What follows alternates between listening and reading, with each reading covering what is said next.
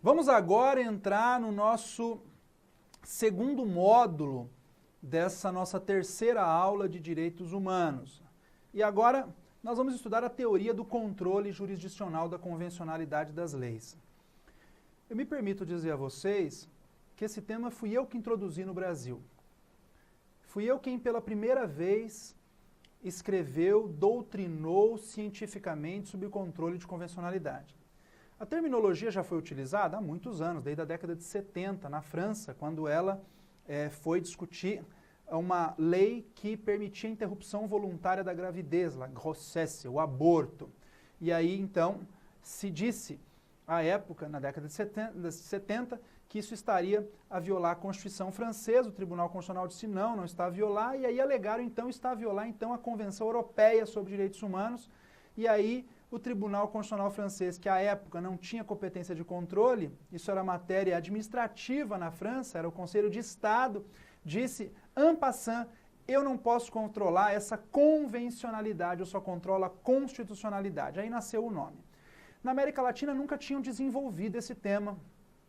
Sem falsa modéstia, eu sou um dos precursores do desenvolvimento do tema no Brasil e lancei um livro no nosso curso de Direitos Humanos que vocês acompanham, tem toda a matéria, mas se quiser se aprofundar com uma riqueza de detalhes, mais de 200 páginas sobre o assunto, uma obra densa só sobre controle, é o nosso livro O Controle Jurisdicional da Convencionalidade das Leis, da editora RT, da editora Revista dos Tribunais.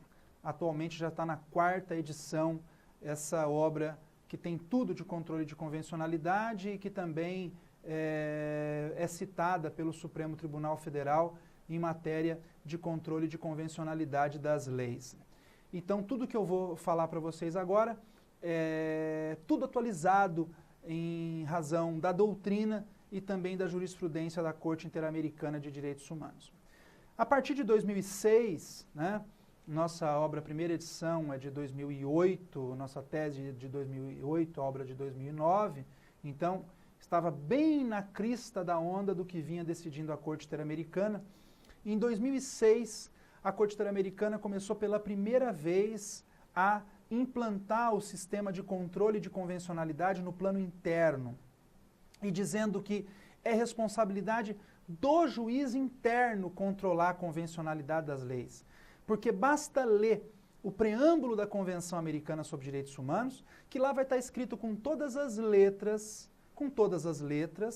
que o controle de convencionalidade exercido pelo sistema internacional, ou seja, a análise de compatibilidade, ainda que não tenha esse nome, controle de convencionalidade no preâmbulo, mas a análise de compatibilidade das normas domésticas com as normas internacionais, o preâmbulo diz que a jurisdição internacional é subsidiária e complementar, essa expressão que o preâmbulo usa, das jurisdições nacionais. O que isso quer dizer? Quer dizer, queridos, que para proteger direitos humanos, a competência primária é do Estado. A competência primária é aqui de dentro, do Poder Judiciário. Se não foi protegido o direito humano aqui, e se a vítima não logrou êxito na sua proteção interna, esgotados os recursos internos, aí sim ela bate as portas do direito internacional. Alguns autores no Brasil, depois do meu trabalho, equivocadissimamente, vão dizer, olha, o verdadeiro controle de convencionalidade é o internacional. Não existe bem um controle de convencionalidade interno. Como dizer que o verdadeiro controle de convencionalidade é o internacional, se a própria Corte Interamericana de Direitos Humanos, que é a guardiã da Convenção Americana sobre Direitos Humanos, diz que o verdadeiro controle de convencionalidade não é dela, é do juiz interno. Como que eu posso afirmar que o verdadeiro controle é dela, se ela diz que não é dela? Claro que nós devemos ficar com a palavra da Corte Interamericana. Então, a primeira coisa para entender o controle de convencionalidade, não acredite em tudo que você lê sobre o assunto, porque depois que esse tema pegou, todo mundo está escrevendo ao improviso sobre o controle de convencionalidade. Controle de convencionalidade é para ser exercido primariamente, prioritariamente, aqui no Brasil, pelo Poder Judiciário interno. Não exercido aqui, o preâmbulo da convenção é claro, aí sim as portas do sistema interamericano estão abertas de forma complementar e coadjuvante. É complementar, é praticamente subsidiário, não usa esse nome, é complementar, coadjuvante da jurisdição nacional. Aí sim ele avoca a competência de controle em segundo plano. Bom, o que eu estou falando se fundamenta no quê? Na jurisprudência da Corte Interamericana de Direitos Humanos. Vamos ver? São 5 os casos-chave que vocês têm que saber da jurisprudência do sistema interamericano. Vamos lá verificar o nome deles aí na tela. Os 5 casos são, primeiro, caso Almonacid Arellano e outros versus Chile de 2006, nós vamos comentar. O caso dos trabalhadores demitidos do Congresso versus o Peru, de 2006. O caso Cabrera Garcia e Montiel Flores versus México, de 2010. O caso Gelman versus Uruguai, de 2011. E agora, mais recentemente, o caso Comunidade Garífuna de Punta Piedra versus Honduras, de 2015.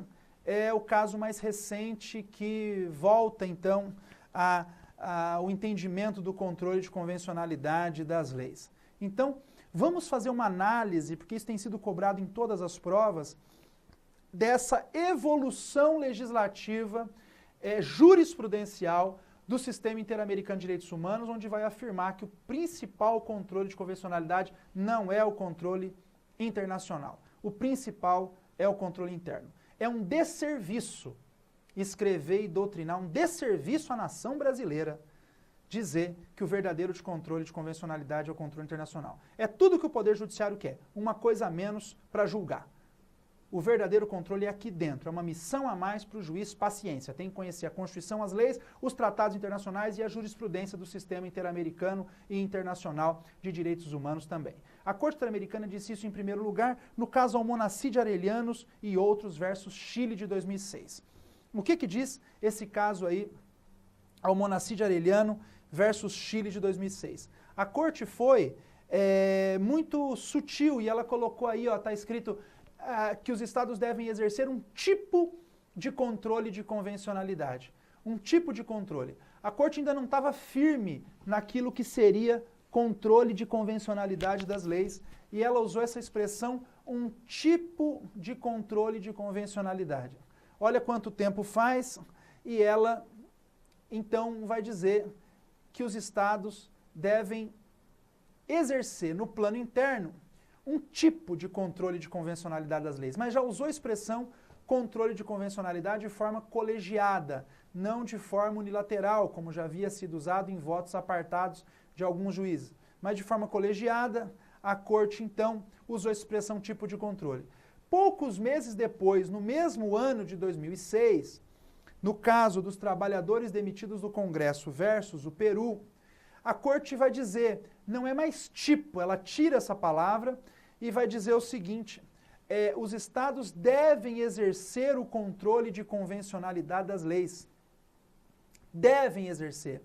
E esse controle de convencionalidade interno que os juízes devem exercer, deve ser um controle ex officio.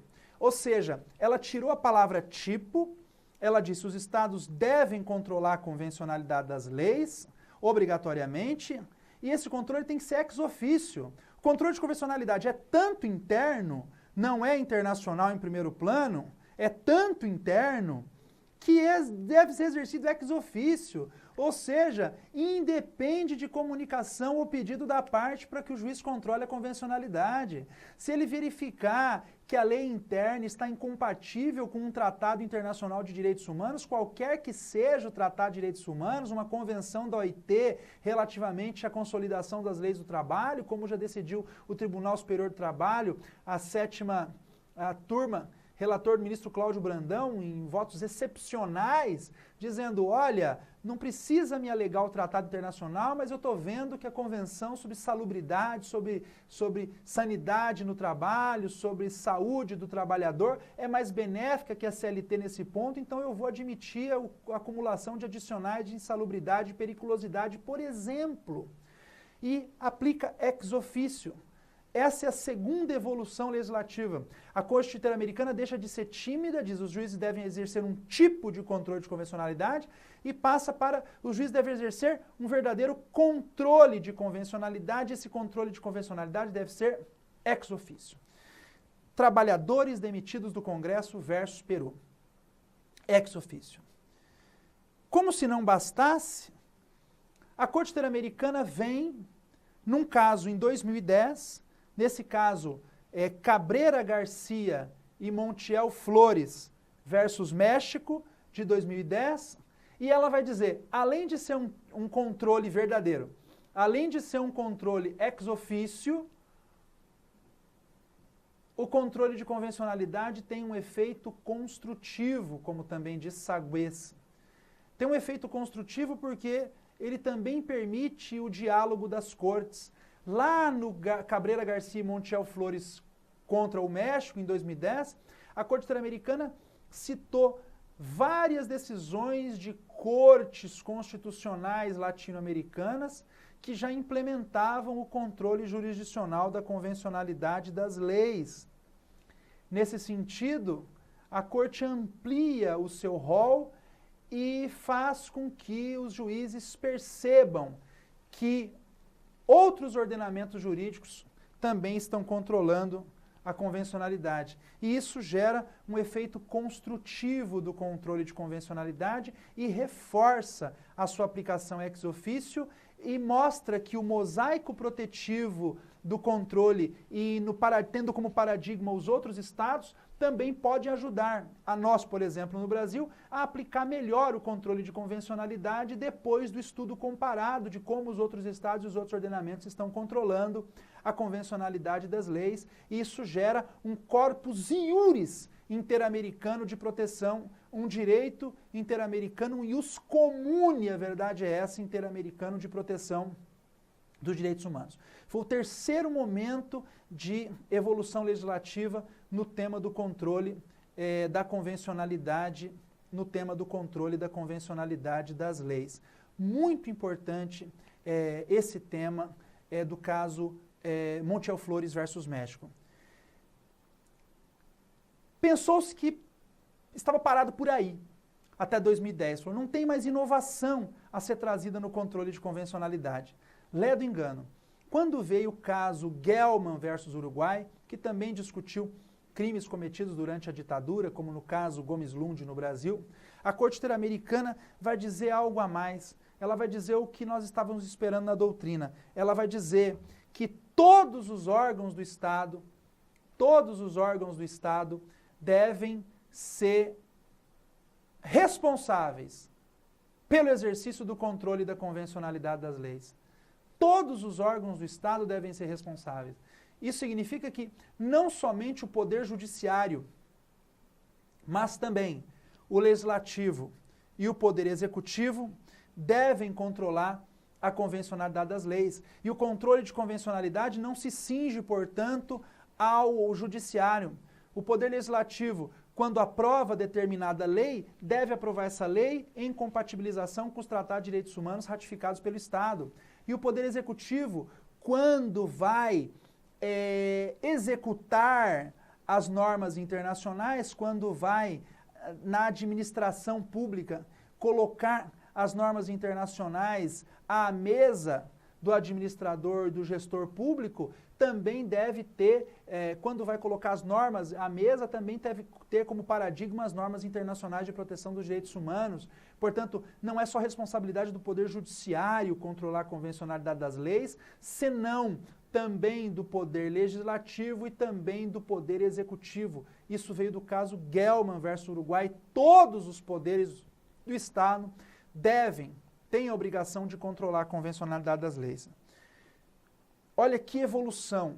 um tipo de controle para verdadeiro controle, para controle ex officio, num efeito construtivo e que todos os órgãos do Estado operem. Olha que coisa linda a jurisprudência.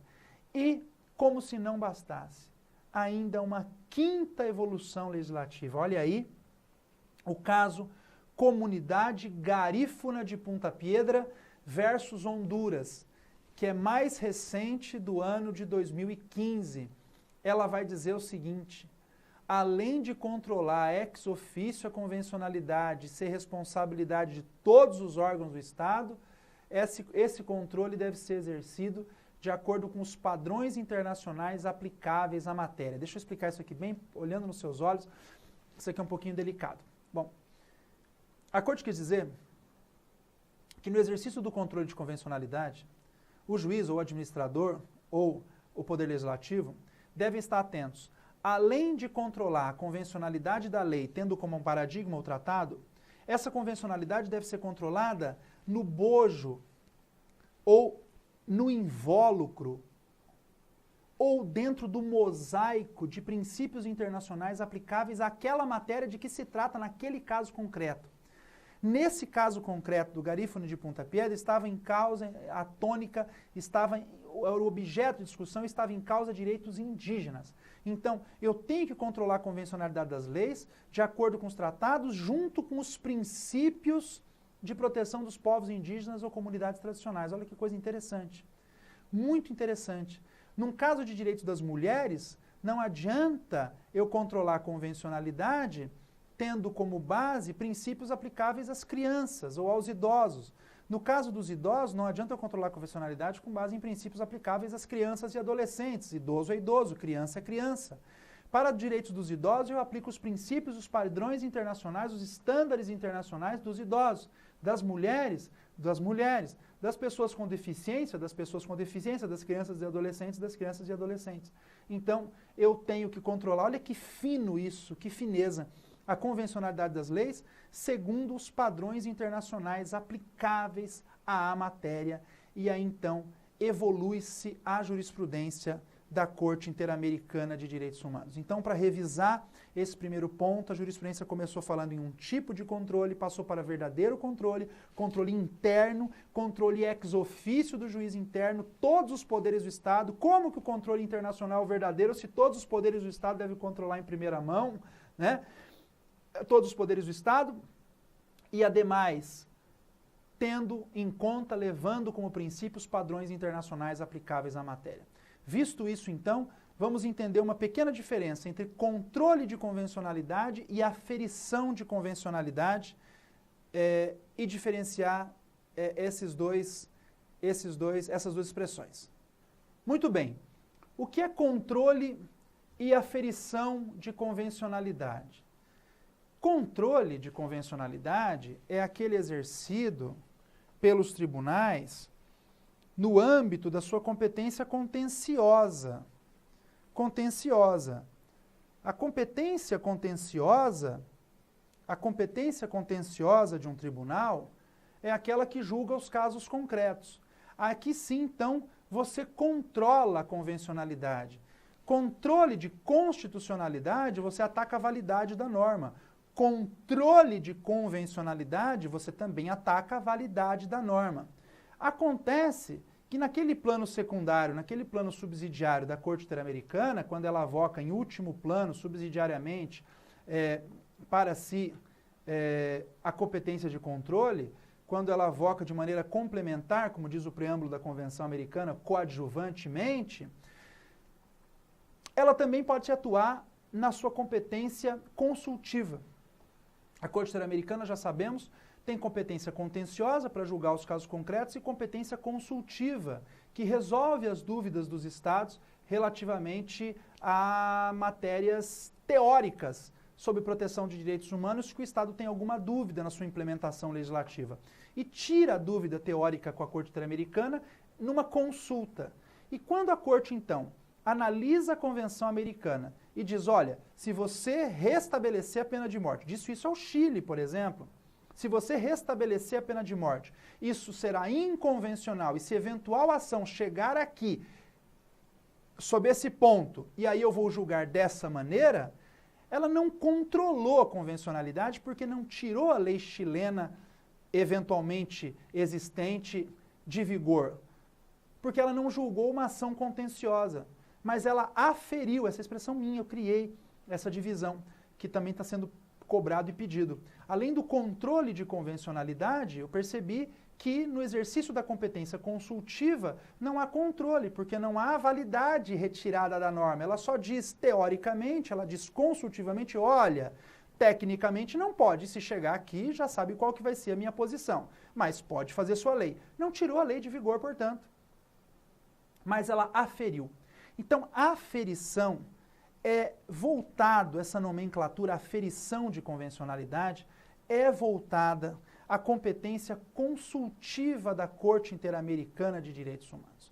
Essa competência consultiva, nessa competência consultiva, ou no âmbito dessa competência consultiva, a Corte Interamericana, ela adota pareceres consultivos ou opiniões consultivas, então aí é a diferença de controle de convencionalidade para aferição de convencionalidade. O terceiro ponto, então, que nós já podemos entrar, são os tratados paradigmas do controle de convencionalidade das leis. Quais são os tratados paradigmas do controle de convencionalidade? Muito se fala, olha, controle de convencionalidade diz respeito à compatibilização das leis internas com a Convenção Americana sobre Direitos Humanos. Quem disse isso? Só a Convenção Americana sobre Direitos Humanos? Não. Todos os tratados internacionais de direitos humanos, todos sem exceção, são paradigma do controle de convencionalidade das leis. Todos os tratados de direitos humanos são paradigma do controle de convencionalidade das leis. E não somente a Convenção Americana sobre Direitos Humanos. A Corte Interamericana deixou claro isso aí, vamos ver, no caso Gomes Palomino versus o Peru em 2005. Neste caso, a Corte Interamericana usou outro tratado para além da Convenção Americana sobre Direitos Humanos. Naquele caso, ela usou a Convenção Internacional sobre Desaparecimento Forçado de Pessoas, de 1994. Então a própria Corte disse, olha, se a Convenção Americana diz que eu tenho que julgar um tratado como a Convenção Americana sobre Direitos Humanos, significa, ela é um paradigma de controle, evidente, mas ela é um dos paradigmas de controle. Todos os tratados de direitos humanos são paradigmas de controle. E a pergunta é, a Corte Interamericana já usou outro tratado? Já usou outro tratado. A primeira vez que ela fez isso foi em 2005, ela controlou a convencionalidade e aplicou outro tratado, além da Convenção Americana sobre Direitos Humanos, que ela aplica ordinariamente 99,9% das vezes, mas ela pode aplicar outro. Nesse caso, foi a Convenção Interamericana sobre Desaparecimento Forçado de Pessoas, celebrada em Belém, no Pará, em 1994. Muito interessante. E também, no caso, vejamos, Gudiel Álvares versus Guatemala, em 2012, né, a Corte reafirmou mais uma vez, a expressão usada é tratado como a Convenção Americana. Como? O que significa que todos os tratados de direitos humanos são paradigma do controle de convencionalidade das leis. Então podem colocar que a Convenção Americana é o grande paradigma de controle, mas não só ela. A Corte Interamericana poderia usar, eventualmente, qualquer tratado internacional de direitos humanos, desde que é aplicável no continente americano e aplicável àquele Estado em causa, que é ali objeto de um processo da Comissão Interamericana perante a Corte Interamericana. O que é importante falar, para fechar esse ponto, é que todos os tratados de direitos humanos formam, então, um corpus iuris, o corpus iuris de proteção dos direitos humanos no Estado, o corpus iuris. E o último ponto, para a gente terminar esse segundo módulo da nossa terceira aula de direitos humanos, é o fundamento do controle de convencionalidade, né? Qual que é o fundamento? Ora, veja aí, nós temos 3 pontos. Primeiro, o artigo 26 da Convenção de Viena sobre o Direito dos Tratados, de 1969, que coloca o princípio da boa-fé. A Convenção de Viena vale para todos os tratados internacionais, consequentemente vale para os tratados de direitos humanos também. Portanto, a boa-fé presente lá na Convenção de Viena, quando diz que todos os tratados devem ser respeitados pelos Estados e de boa-fé, aí também estão os tratados de direitos humanos, essa obrigação de respeitar os tratados, que provém também dos princípios mais elementares do direito dos tratados, e a observação de que o controle de convencionalidade compõe um mosaico de obrigações do Estado. No fundo, para a gente entender esse tema, o fundamento do controle de convencionalidade é o próprio direito nacional público e é o próprio direito dos tratados. A própria Convenção de Viena sobre Direitos Tratados de 69, quando coloca o Pacta Sunt Servanda e quando coloca a boa-fé, está dizendo que todos os tratados devem ser observados pelo Estado e devem ser cumpridos por ele de boa-fé. Aí se incluindo, evidentemente, os tratados internacionais de proteção dos direitos humanos. Então, todos esses tratados compõem as obrigações do Estado de respeitar os tratados e compõem o mosaico normativo que o Estado deve respeitar. Então, o controle de convencionalidade deve ser respeitado não porque é um controle especial em termos de controle, senão porque são tratados internacionais especiais e que compõem ainda mais aquele núcleo duro do direito internacional público e, portanto, as obrigações do Estado para com a proteção dos direitos humanos. Terminamos assim o nosso segundo módulo dessa terceira aula e vamos agora para o terceiro.